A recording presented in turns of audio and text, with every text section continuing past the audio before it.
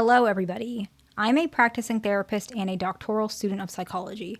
Today, we're going to go over a topic that's a little bit uncomfortable, but it's been requested a lot, and I think this video will help somebody, okay? What to do when an avoidant is losing interest. So, before we even talk about what that means, we want to understand one thing. Sometimes you guys think, just being honest, okay? I'm always honest on my channel. I'm always honest in general. I try to be. But you think somebody's losing interest. You think the avoidant is losing interest when they're not. They're just being themselves, or it's because they feel a certain way. Maybe it's external of the relationship, and you feel like they're pulling away, whatever it is. You feel like it means they don't like you. So you think it means they're losing interest. What we're going to talk about, a technique that I think can help, and we use it in couples therapy, that will still help with that particular aspect as well. But sometimes what can also happen is your perception of what should show up in a relationship versus what they think. I'm going to explain that. Avoidants have a little bit less tolerance for emotions. Most people know that. If you are an avoidant, you understand that, right? Let's give an example of how this works. Let's say the relationship, we're going to call it a box, okay? And let's say an anxious or secure or even fearful avoidant leaning anxious, they believe that box should be full. That's what you believe. And so what you do is you fill it halfway and you're waiting for your partner to fill the other half. But an avoidant thinks a full box is too much. It's too heavy. It's too suffocating. So they think the box should be halfway full. But you've already filled it halfway. So they don't feel subconsciously, they feel like if they add more, that's just going to be overwhelming and the relationship will just be too much. It's too heavy. So you being full halfway is already a lot because they don't feel like they have any room. So what you guys feel like is you guys have to detach or pull away, which sometimes that's the case, but healthy detachment. But you feel like you have to basically show no interest, which is not true. What actually you need to do is you have to go a little bit less. It's true. You take a quarter of the box, which is halfway to what they think is full. Is that making sense? You take a quarter and they're going to fill the other quarter and then it's going to be halfway. Once you get there, you start building that up slowly so that they can tolerate a full box, but it has to happen slowly, which means once you have your quarter, they have their quarter, then you add maybe 10% more, and then they add 10% more, and you keep going until you both hit 50%. That's usually the best way to do it. Now, it's a lot easier if we're just talking about boxes and things like that, but let's talk about how you do that in a relationship. So the very first one is you're going to actually communicate it. And I know a lot of people on the internet and just in general don't like this because they think it's like some sort of game. You're not supposed to tell them. Obviously, I'm a therapist, so I might be biased because I always say mention it. And this works a lot. I've never seen it not work. But again, a lot of the patients that I work with, they want to be in therapy. They want some change, okay? Or their partner dragged them there, but still, there's still some percentage of them wanting to change. Otherwise, they wouldn't even show up to session, okay? The first one is you want to mention you want to work on yourself for being less reactive. I'm not saying you're reactive.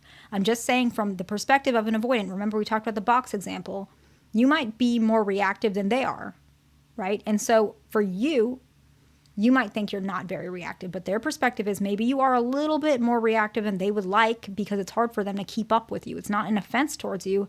It's just their slow processing towards emotions. So you verbalize, you want to work on being less reactive, right?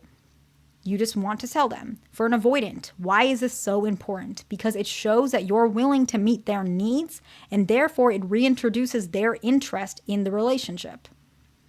They're already feeling appreciated. So that's the first thing, and that's why this is the most important. You want to tell them this. The next one, of course, actually this is part of the first one, as whatever you guys want to call it, you actually do that. You do practice working being less reactive. And a lot of times what avoidants will do is sometimes if it's too much, they will tell you because they're already feeling like very safe and appreciated. They might say, hey, don't do too much of this. Don't swing the pendulum on all the way on one side. Go in the middle, right? They might actually literally tell you. But you want to mention it in a way where it's something that both of you are doing it collaboratively, okay? So now you're trying to be less reactive. The next step is you're practicing doing that, and then you check in with them. This part is important too. You say, have you noticed a difference? Have you noticed a difference with my reactions, my emotions? How are you feeling? They will tell you, in all honesty, hey, I think it's a little too much. I feel like we're not talking as much. and listen to that, okay? Lean in a little bit more. They're saying, yeah, it's perfect. How do you feel? Then you mention, it's a little new for me, but I feel like I like it. But do you think that what you can do, because sometimes this helps too, only depending on how you're comfortable, if it feels a little distant for you, maybe you can say, can you check in a little bit more often? Because that'll make me feel better to even it up. They might say yes, they might say no, but it's worth a shot, okay? So you mention, have you noticed a difference? Kind of gauge where that is. And then after this step, what you do is, if you mess up, because you will mess up, you mention that you're disappointed in yourself or whatever your communication is. Maybe you feel bad and you want to keep going and you want to continue your goals. This is helpful because this is how avoidants feel inside. I don't know how to explain this, but I'm trying to. The technique that I'm mentioning is how avoidants behave. This is how they act. This is exactly what they think like, even if they don't realize it because it was imprinted ever since they were young. But this is how they behave. And so this is extremely palatable to them. You mentioning that you feel disappointed can really help, but I don't want to put words in your mouth, but that will really click to them because it makes them feel like you really care about this. And then as you continue doing this, you can check in or you can decrease that checking in. And what's going to start happening is you're going to see your partner become genuinely very happy and they'll be more open and loving. And this will help you be less anxious. I'm not saying you're the only person that has to do the work.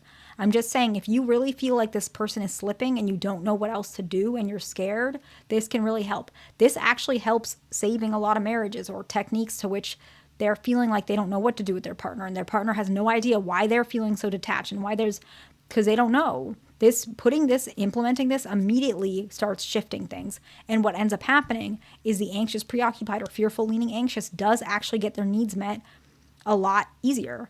The reason why a lot of people don't like this is because usually they feel like, why should I have to be the one to change first?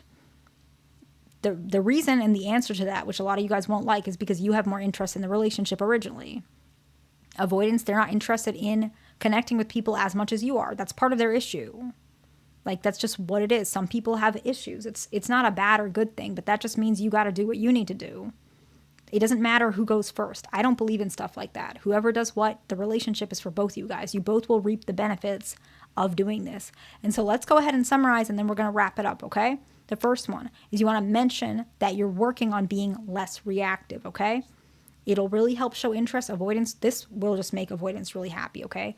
The next one is, of course, you practice doing so. The third one is you check in with them. Have you noticed a difference? Take what they're saying as a goalpost of where you go next, right? And you don't want to always keep continuously checking in, but it can help, okay? Then, when you mess up, this is the next one, you mention you feel bad that you messed up. You don't want to harp on it because, you don't want to lower yourself. You didn't mean to. It's not your fault, right? Just mention you're a little disappointed, or you don't even have to say that. You can say, I want to continue my goals.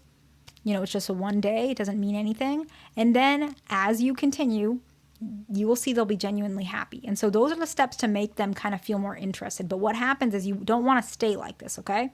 Remember, we mentioned you don't want it to stay half. You want to start bumping it up. As they start becoming happy and more stabilized, what you do, now that we summarized it, in general, what you do is you start asking for a little bit more of stuff. Maybe you say, I want to hold hands when we go to the park. Ask them. If they say no, which most of them will probably say yes if you guys are in a long-term relationship, do that. Ask them more tangible things. Ask them to pay for something for you. Maybe you want new nail polish. I love nail polish. I have so many. Ask them to buy some nail polish for you. Ask them to buy mascara. I also love mascara, so these are the things on my mind. But whatever you guys like, buy things that you like. Ask them to do something, contribute. It doesn't have to be a gender thing. It can be anything, because these are more tangible things that they can show you they care and they'll feel more happy. Then you can start asking more romantic things. Maybe you want more intimacy in the bedroom. Maybe you want it more romantic. Start asking and seeing them show up, and do it slowly. But eventually, as you continue to do this, kind of manage your own reactions. They're going to feel more comfortable showing up for you. I hope this video was helpful for somebody. Please like, subscribe. I'll see you in the next one.